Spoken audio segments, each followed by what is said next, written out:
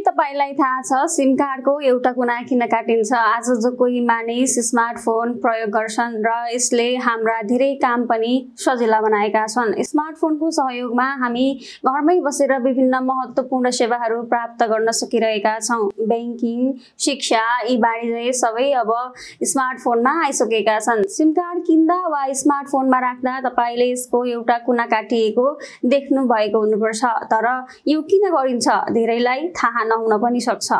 सुरुमा SIM card काटिएका हुँदैन थिए। सिम कार्ड नकाटी आउँदा मानिसहरूले फोनमा सिम कार्डलाई उल्टो सुल्टो तरिकाले राख्थे। यसले धेरैलाई समस्या पार्थ्यो। पछि टेलिकम कम्पनीहरूले यो समस्यालाई ध्यानमा राख्दै एउटा कुनाबाट सिम कार्ड काट्न थाले।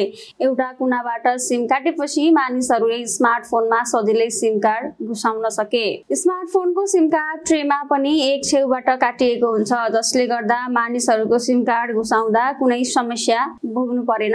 यसबाहेक पछिल्ला केही वर्षहरूमा सिम कार्डको संरचनामा धेरै परिवर्तनहरू देखिएका छन्।